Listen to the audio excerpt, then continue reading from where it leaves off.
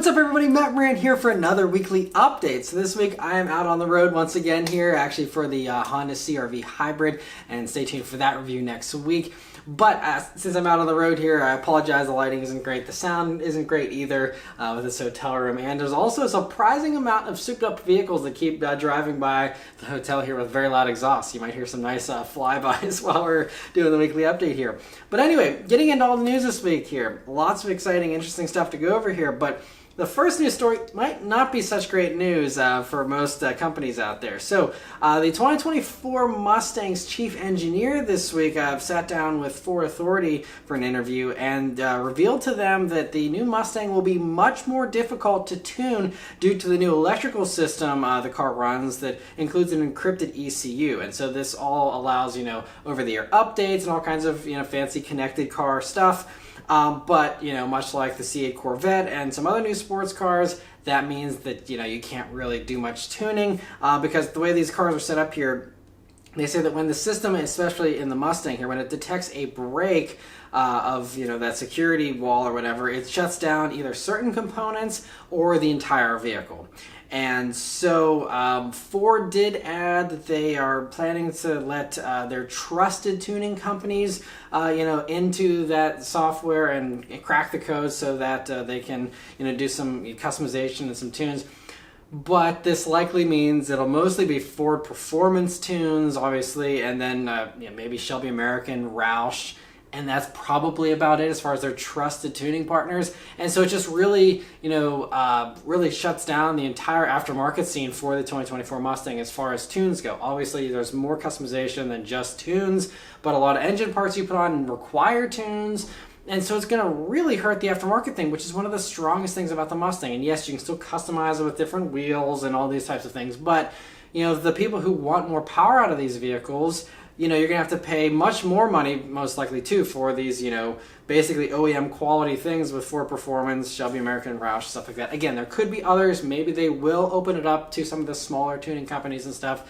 I don't want to, throw Ford under the bus just yet, but their trusted companies just makes it sound like they're going to probably wall this off. And I mean, from a business standpoint, it's smart because if you force everyone to buy Ford Performance parts instead of parts from some other, company out there that's doing it, it's more money for, Ford and their trusted companies, but it just really is going to limit, one, the affordability of a lot of this stuff and also the availability of, stuff. You're going to have very few options most likely to pick from here for those 2024s.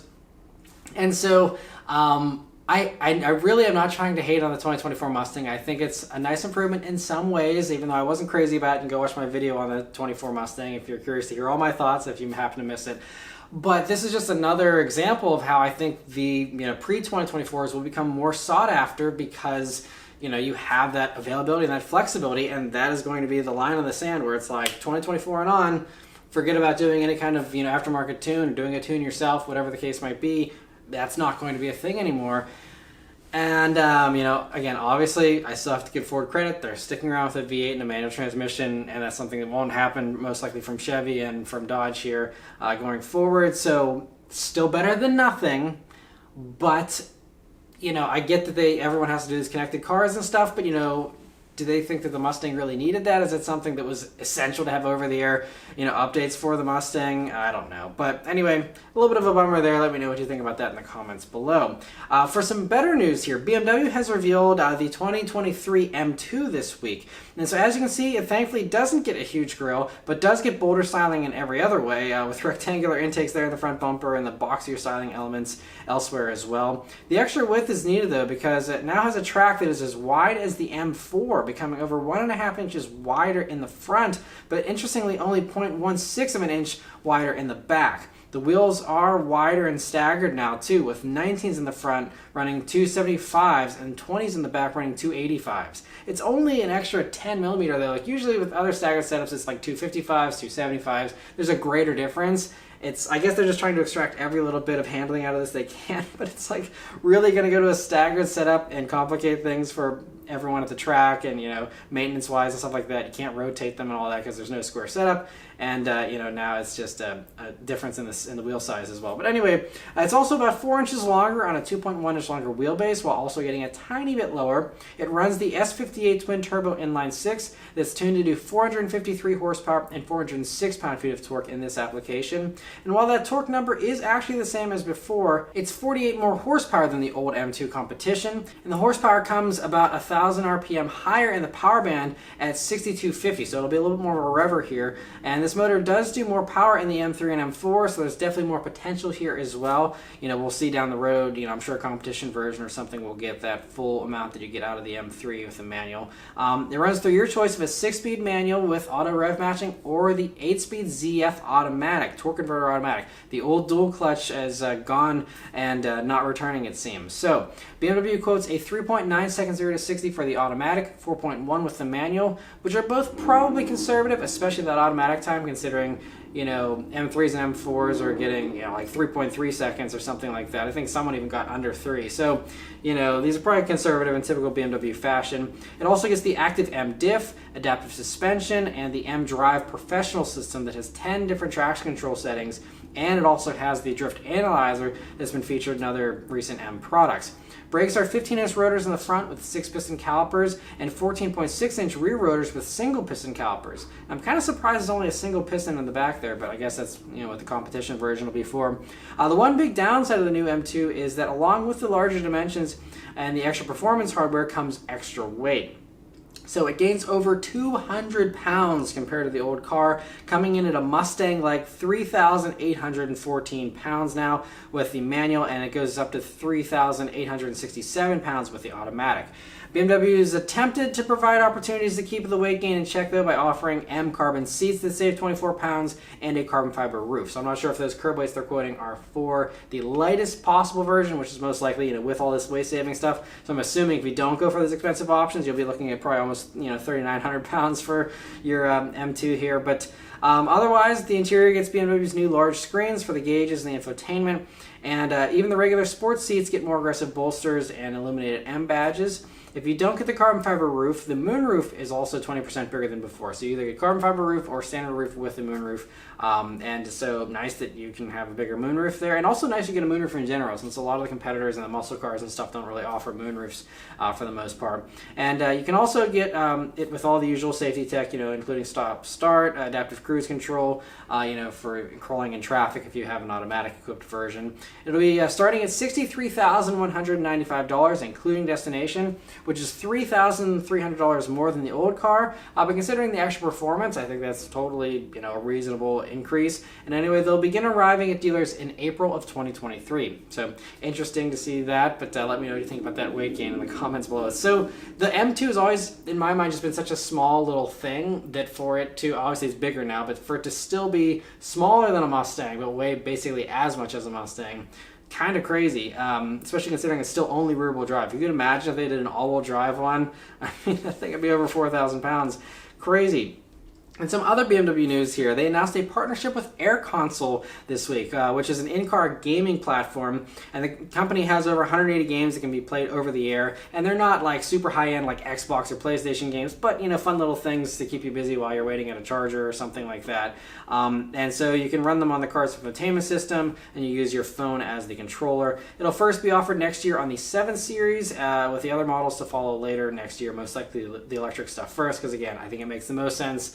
Who's sitting in their car while it's parked? The longest electric car owner. So I think that makes the most sense. BMW didn't say pricing for this whole gaming thing, but with their level of subscriptions, I would count on it being some type of, monthly or yearly subscription, in order to access that. But interesting to see that nonetheless. And some other sports car news, though. Jaguar has announced this week that the 2024 model year will be the final year for the F-Type. So gives it a 10-year run, and it's crazy. I also feel kind of old considering, I was a huge fan of this thing when it first came out. I did a test drive in one very early on, and I've loved it this entire time. And it's just crazy to think it's been almost 10 years now that it has been existing, and that it's now an old car that needs to be, taken out behind the shed and, put down. So it's a bummer. It was such an awesome special car. I loved the two that I got to review over the past few years. Hopefully I'll get to review more in the future, but in the meantime, I mean, they were just so much fun, and another vehicle I'd still love to own someday. But anyway, getting back to this final thing. So they'll be setting it off with this 75 edition. It's commemorating 75 years since the XK120 debuted, and it gets unique badges, wheels, and dark accents. It'll be available for both the coupe and convertible, and on the base V8 version as well as the R. It also doesn't sound like it's going to be getting any mechanical changes, but again, it's the end of its life. It's just a special little final edition, and so yeah, the first 75 editions will be delivered in the UK in early 2023, and Jaguar confirmed to Autoblog that we will get this edition here in the United States, but details for our version will be coming in December, and so yeah, just really sad to see the F-Type go. It also sounds like there's no successor lined up. There had been rumors in the past that maybe it would get the BMW twin-turbo V8 for a new successor or something, but it sounds like Jaguar right now is just focused on their electric transition, and this new, I think they're calling it the Panther platform they're going to be having, and I think that's just their sole focus, and then maybe an electric sports car will come in 10 years or something, but for right now I think they're focusing on trying to push themselves up market. There's talk that all Jaguars going forward will be like six-figure cars, and they try and compete with Bentley and all this stuff. We'll see how it all plays out for them. I just wish Jaguar the best. But in the meantime, I mean, what a special car, and also one of the last cars designed by Ian Callum, before he retired as well. Oh, yeah. If I was at home, I would be pouring myself a glass of whiskey right now for the F-Type. So for those of you who are at home and can have a drink on me, have a drink for me, pour out one for the F-Type. Such a special vehicle here.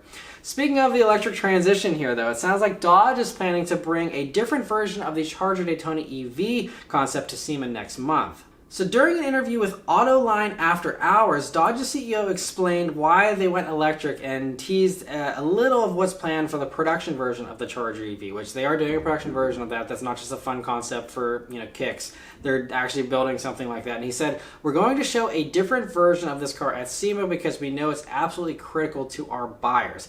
50% of them modify their cars today. So the exact details of what this car will show weren't given, but he did reveal that we'll have 9 different power levels, 3 directly from us and another 2 on each of those, and the extra 6 will come from direct connection.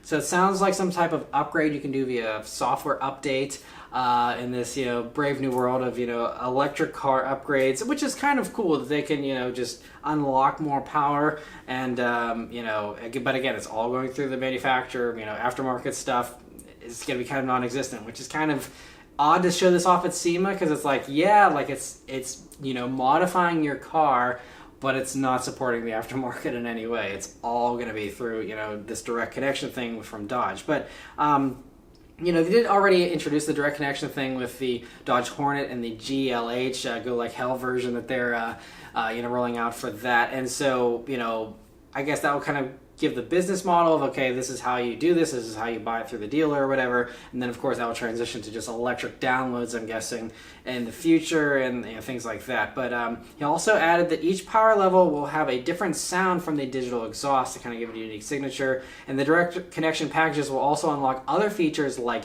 slam mode, drift mode, drag mode, and even a donut mode. So 2 things. I'm not sure what slam mode is, if that's just like max G when you stomp on it just to throw you back in the seat, or what that is. It's also interesting though that drive modes will be locked behind a paywall as well, which is a little unfortunate. I mean, I guess it's kind of like DLC, where I guess you could just factor it into the overall price of the vehicle, but these probably aren't going to be cheap anyway, and so to put every little thing behind a paywall, this is what people are criticizing BMW for, is, heated seats behind a paywall, and BMW has kind of, backtracked on some of that stuff. I don't know how that's going to go over with Dodge, trying to lock out, drift mode and drag mode and all this kind of stuff. Like, it just seems like a reach. Like, that's just lines of code. Like, I see the power level thing, being something you can kind of justify and make people pay extra for. But, for drive modes, I don't know about that. But We'll see how the market reacts. And lastly, he said that regarding the 2-speed transmission the car has, it doesn't really make the current concept and what they're working on for the first iteration of this Charger EV. It's not going to make it any faster. I'm guessing the 2-speed kind of just adds to the experience if there's some kind of shift point there and the drama of that. But he said that there will be eventually, we have some things coming, other things coming along in the life cycle that will take advantage of the 2-speed and will make the car faster, which sounds like they're possibly maybe do like a higher top speed. I mean, if they are calling this a Charger Daytona, they could be trying to do a 200 mile per hour run like the original Daytonas. And a high-speed optimized version maybe could be something potential, and that also could be kind of new territory because aside from like the hyper electric vehicles, there really isn't too much that has a super high top speed or anything over 200 really, aside from maybe Rimac, and I don't know of any others than that. But so this could be a way to differentiate. We'll see what they end up doing down the road with that. But anyway, interesting to hear some of what they're thinking here for the Charger EV, and we'll see how that plays out. It also sounds like when Buick begins their electric transition here in the US, they'll be reviving the GS branding, the Grand Sport branding, for a performance version. So this month, they filed a trademark here for the Electra GS name, which basically confirms there will be a performance version of the coming electric Electra that they've already confirmed will be debuting at some point before the end of this year. And that was back in June. Buick announced that they'll show a production Electra before its on sale date in 2024. And so hopefully this GS version debuts aside that, kind of like how we have Blazer EV and Blazer SS EV both coming out at the same time. Be very cool. I'm assuming it'll be the same kind of powertrain, same setup. Maybe there'll be some differences there, but could just be copy and pasting as well. And I mean, that would be sweet because you'd still have like over 600 pound-feet of torque in a Buick Electra. Sounds really exciting. I'm really glad they decided to go for the Electra name, even though it's really on the nose. I think it's perfect. And it's also a historical name. So it really is, I think, a great merger of past and present, and I'm excited to see them reveal that at some point here. We're running out of time this year. I mean, we're already halfway through October, so the next, 2 months or so, we should be seeing something here about that. One thing we did get a full reveal about this week was the Polestar 3. It's been fully revealed. It's a 2024 model, and it's their first SUV. And so it's pretty performance-oriented, with the performance version doing 517 horsepower and 671 pound-feet of torque. It also has a 4.6 seconds 0 to 60 time, so pretty punchy. And then if you go for the non-performance version of the 3, it's not much slower, honestly. It's still doing 489 horsepower, 620 pound-feet of torque for the slow version, and it still has a 4.9 seconds 0 to 60. They all get a rear-biased all-wheel drive system with torque vectoring as well, which should provide some pretty dynamic handling, and so will the air springs, adaptive dampers, and 4-piston front Brembo brakes that it's going to have. It's powered by a 107 kilowatt-hour battery that'll do 300 miles of range in the regular one and 270 miles in the performance version. It's on a 400-volt electrical system that can do up to 250 kilowatt charging speeds for a 10% to 80% charge in 30 minutes. It also can do bi-directional charging to feed back into the grid. And like most other EVs, it's heavy. I mean, it weighs between 5,596 pounds and 5,886 pounds, depending on how it's configured. So that will certainly hold back the handling a little bit, but, I'm sure they can still, keep it nice and low and try and have some pretty decent handling. It'll also be pretty luxurious as well, with Polestar, focusing on luxury here with this new interior, kind of takes the Polestar 2 theme to the next level with, larger screens and stuff. But they're also, focused on sustainability at Polestar as well. So they're using recycled polyester to make a suede-like upholstery. You can also get an option for wool, which is something Volvo introduced a few years back. And for the traditionalists, there's still also Napa leather as well. It'll also have a 25-speaker Bowers & Wilkins stereo available, along with a 14.5-inch screen and all the other luxury features you'd be expecting, from something this expensive. And speaking of price, it's pricier than I honestly was expecting it to be. Considering the Polestar 2 is pretty reasonably priced, this thing jumps up a lot. So it's going to be starting at $85,300 for this first year, with 2 of the option packages as standard. And so that's why eventually after the first model year they will have a truly base version. But I guess, this will be like a fully loaded launch edition kind of thing at $85. And so anyway, the performance version is $6,000 more on top of that. So you're looking at, $91 or so if you want one of those. And one of the option packages that you do get in this first year here is the Pilot Pack, which adds adaptive cruise with steering assist. But in the second quarter of 2023, there will be another advanced Pilot Pack that will actually add a LiDAR sensor to the vehicle, plus 3 more cameras and 4 more ultrasonic sensors to prepare the car for autonomous driving, they say.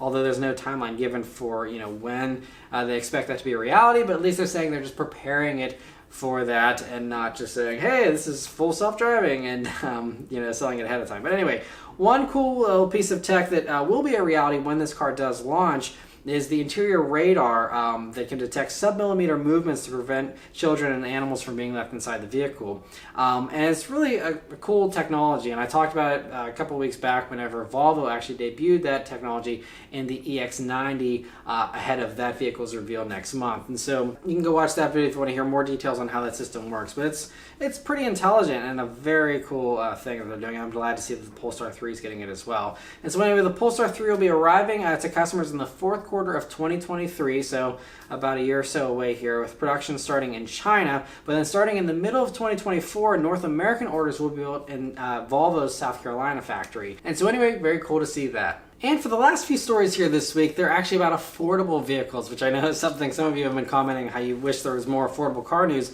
I cover it anytime anything new comes out, but just there's not as much usually that comes out in that affordable realm. But we have 2 great little updates here this week. So first, Chevy has revealed the 2024 Trax, which is a big surprise for a couple different reasons here. First, with the Trailblazer in the lineup, the Trax seemed a bit redundant since they both were about the same size, and myself and most other people assumed the Trax was just going to be discontinued. And instead, we have a new version here that, in another surprise, is also bigger and yet cheaper than the Trailblazer, which shares its platform with the new Trax and also remains in the lineup. But now it seems a little redundant compared to the new Trax. But there are 2 important exceptions where you might want a Trailblazer over a Trax here, and I'll get to that in a minute. But first off, the wheelbase is now 6 inches longer than the old Trax and now 3 inches longer than the Trailblazer.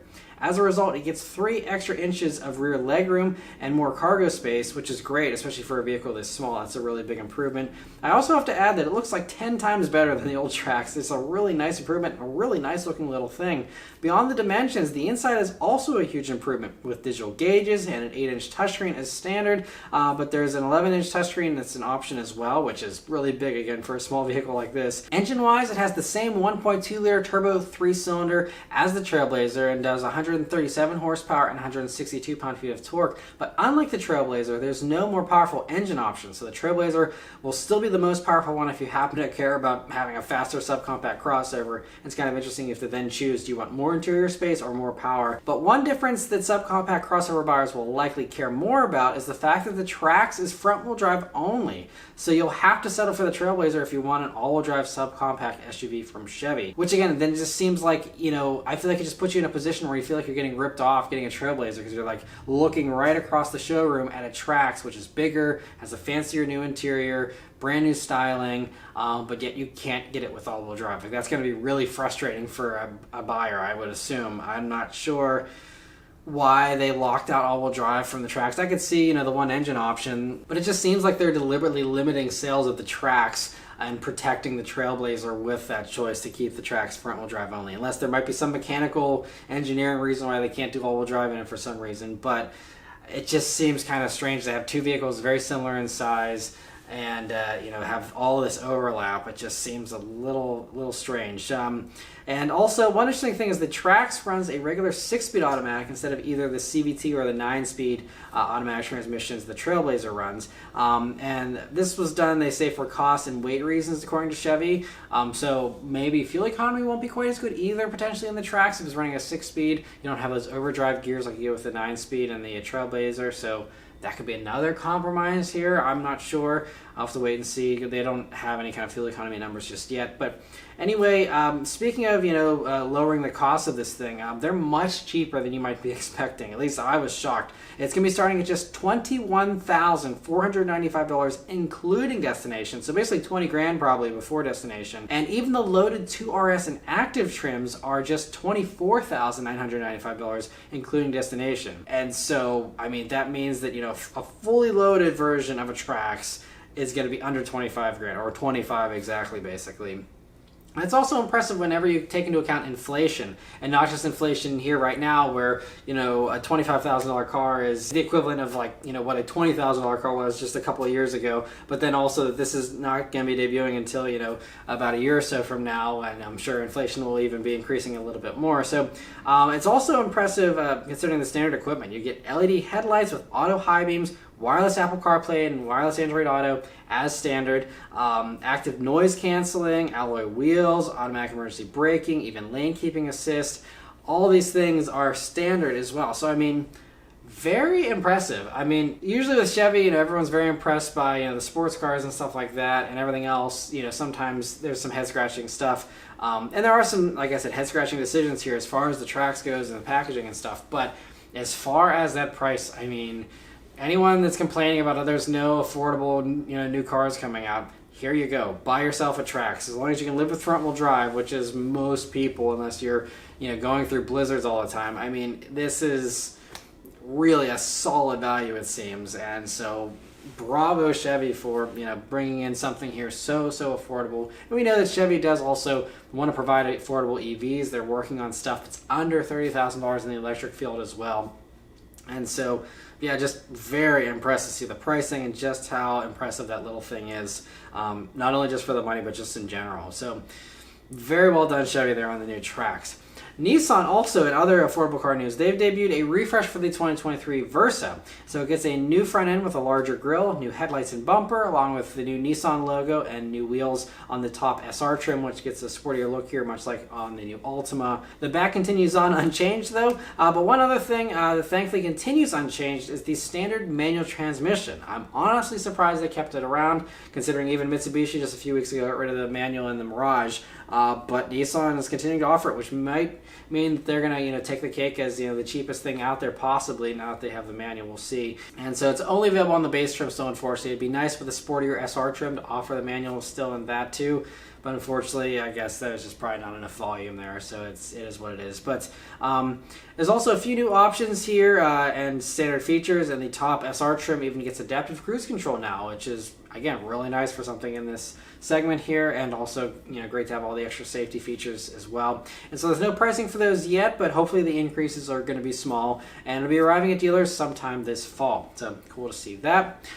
But yeah, so that's it as far as all of the news this week. The last thing, though, I want to give a huge thank you to all of you who are members of the Maran Motoring Club. So we didn't have any new members join this week, but I wanted to give a shout out to member Jeff Wirtz, who's been a member for over 6 months now. So thank you so much for being a member, Jeff. I hope you're enjoying the perks still here and enjoying being a member. I very much appreciate your support and the support of all of you who are members of the Maran Motoring Club. I really do appreciate it. And so if you are interested in becoming a member and joining everyone else, there will be a link in the description here, as well as join buttons on the video page and on the channel page if you'd like to join and get access to those perks as well.